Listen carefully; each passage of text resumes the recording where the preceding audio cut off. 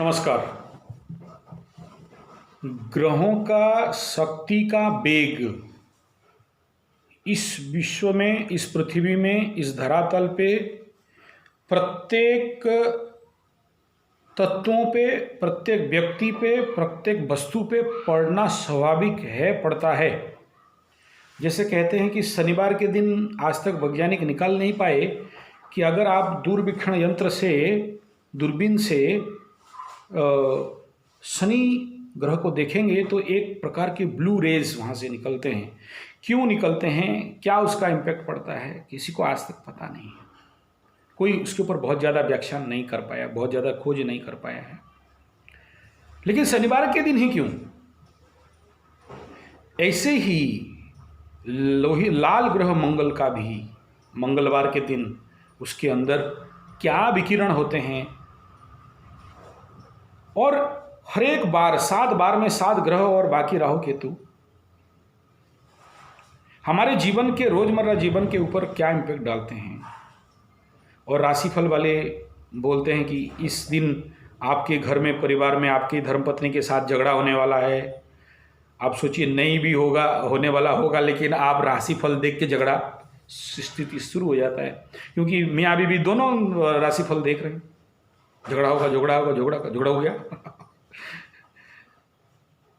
मन में वो एक कॉन्शियस आ गया कि राशि देख लिए, राशिफल, और वो मानसिक बन गया। लेकिन जो लोग नहीं देखे राशिफल, मैं उन सभी लोगों से, क्योंकि इस मार्ग में हूँ, एस्ट्रोलॉजिकल मार्ग पे हूँ, तो जो लोग नहीं देखे हैं उनके जीवन में या तो कम झगड़ा है। हाँ, लेकिन जो लोग देखे हैं, सुने हैं, इस दिन ये राशिफल है, अभी सूर्य और चंद्र का गोचर है, और मकर राशि वाले ऐसा ऐसा करेंगे, कर्कट राशि वालों के साथ ऐसा ऐसा हो सकता है, उनके डिस्टर्बेंस, पारिवारिक डिस्टर्बेंस, फैमिली डिस्टर्बेंस हो सकता है। लेकिन जो चेतना में है, जो कॉन्शियस में है, उनका नहीं होता है। लेकिन नहीं होता है या होता है, मानसिक इम्पैक्ट पढ़ के, किसी राशिफल को पढ़ के, सुन के, यूट्यूब से देख के आपके साथ वो घटना घट गया या आप घटा लिए, और फिर आप पछता रहे हैं कि अरे मेरे को तो वहाँ जाके क्रोध नहीं करना चाहिए, क्रोध आ गया। मैं अपने बीवी के साथ क्रोध नहीं करना चाहिए, लेकिन हो गया। मैं अभी कुछ दिन पहले मेरे को एक कन्या राशि, वृश्चिक लग्न के मिले। बोले मैं नहीं चाहता हूँ ये करने के लिए, लेकिन मेरे साथ हो रहा है। मैं नहीं चाहता हूँ किसी को कष्ट देने के लिए, लेकिन दे रहा हूँ। मैं नहीं चाहता हूँ किसी को कठोर वाणी बोलने के लिए, लेकिन अपने आप निकल रहा है। नहीं, यानी आपका मास्टर कंट्रोल, जो कंट्रोल स्विच है, जो ब्रेक है आपके जीवन पे, वो कहीं ना कहीं आपके हाथ से बाहर है या नहीं है, आप नहीं कर पा रहे। यानी आप एज लाइक के एनिमल, एज लाइक के पशु, आपको ग्रह जैसे चलाए आप ऐसे चल गए। स्वाभाविक है, कोई नहीं रोक पाया है। अगर कोई ग्रहिक स्थिति को रोक लेता, फिर राम जी को वनवास जाने का जरूरत नहीं था, फिर पंचपांडव को वनवास जाने का कोई आवश्यक नहीं था, फिर या भगवान जगन्नाथ जी को फिर भूखे घूमने का जरूरत नहीं था, शिव जी को पानी के अंदर 7 दिन डूब के रहने का जरूरत नहीं था, दानवीर हरिश्चंद्र का घटना नहीं घटना चाहिए था। वो लोग भी बड़े बड़े महाराजा थे, उनके पास भी बहुत सारे ज्योतिष थे, एस्ट्रोलॉजर्स थे, और बड़े बड़े तंत्रिक, मांत्रिक, यांत्रिक, बहुत बड़े कर्मकांडी पंडित थे। हवन करके, यज्ञ करके, तपस्या करके वो अपने ग्रह फलों को काट सकते थे। वो अपने जीवन के दुस्थितियों से निजात पा सकते थे। नहीं, ऐसा नहीं किए। तो जो होना है वो तो होके रहेगा, ये सबको ही बोलते हैं। आप नया क्या बोलते हो? मेरा बोलने का लक्ष्य ये है कि जो बहुत बड़ा घटना घटने वाला है वो घट के रहेगा।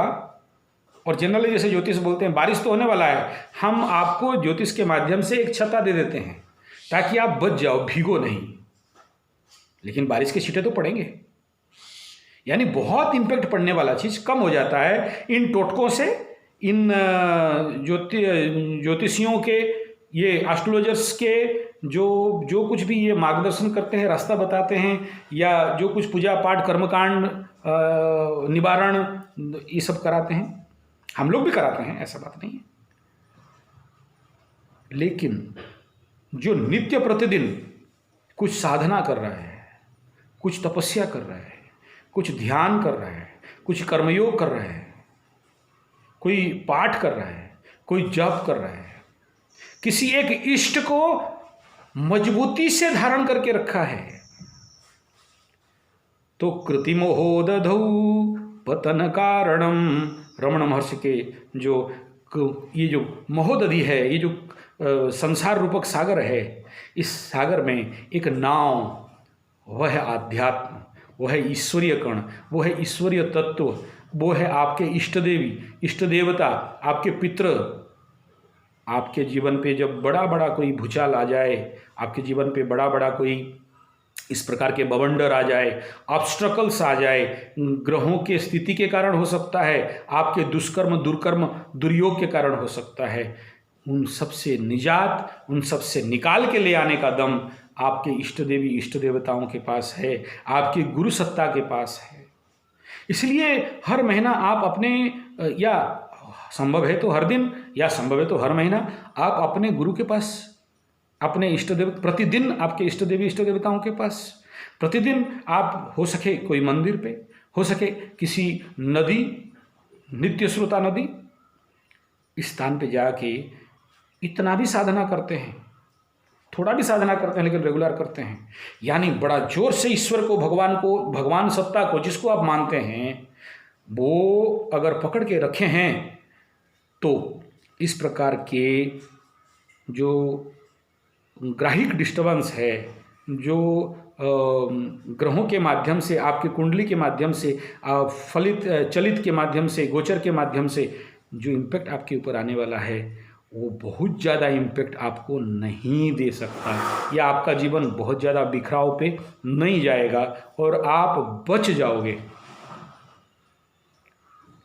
ये मैं कई लोगों के जीवन में, जो मेरा बात सुन के, समझ के, मान के थोड़ा बहुत भी साधना कर रहे हैं, जैसे अभी 7.5 वाले जिनका भी चल रहा है, या पहला ढैया है, या मध्य ढैया मकर राशि का है, पहला कुंभ राशि का है, आखिरी ढैया धनु वालों का है, या जिनका ढैया 7.5 और ढैया जैसे तुला और मिथुन वालों का, तो अगर वो नित्य प्रतिदिन आगे से करते करते आए होते, या अभी कर रहे हैं, कम से कम 3 हनुमान चालीसा, 3 बजरंग बाण और 3 संकट मोचन हनुमान सूत्र और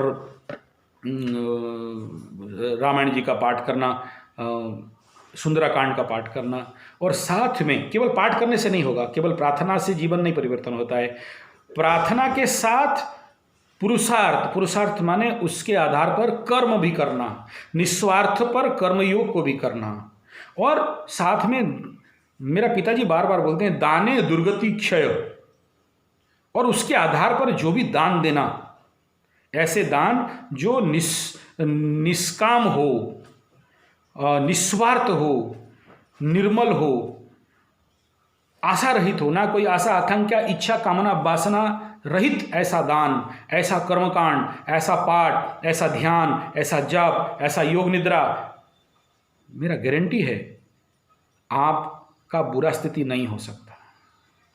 लेकिन आप कितने मजबूती से, कितने जोर से ईश्वर को, आध्यात्म सत्ता को, ईश्वरीय कण को, ईश्वरीय सत्ता और शक्ति को पकड़ के रखे हो, कितने निष्ठा के साथ रखे हो अपने आध्यात्म शक्ति को, फिर कोई आपका बाल बांका नहीं कर सकता है। नहीं तो जीवन में मैं देखा हूँ, कल तक अच्छा चल रहा था, जो कल तक पैर का धूल भी नहीं है, वो आपके सर पे चढ़ के बात करने लग जाते हैं, मुंह पे जवाब देने लग जाते हैं। आज का कल का मित्र था, आज शत्रु बन बैठा है। ये किसका इम्पैक्ट है? कौन करा रहा है? आप बोलेंगे ग्रह कर रहे हैं, ना, ग्रह नहीं कर रहे हैं। ग्रह जरूर अपने कार्य कर रहे हैं, सूर्य अपना निकल रहा है, चंद्र अपना नक्षत्र राशि परिवर्तन कर रहा है। एक महीना में वो चंद्र जा रहे हैं, एक महीना में सूरज अपना कार्य कर रहा है, बुधदेव 21 दिन में अपना काम कर रहे हैं, 2.5 साल में शनिदेव अपना काम कर रहे हैं, 12 महीना में गुरुदेव अपना काम कर रहे हैं, 17 महीना में राहु केतु अपना काम कर रहे हैं। आपके ऊपर उसका इम्पैक्ट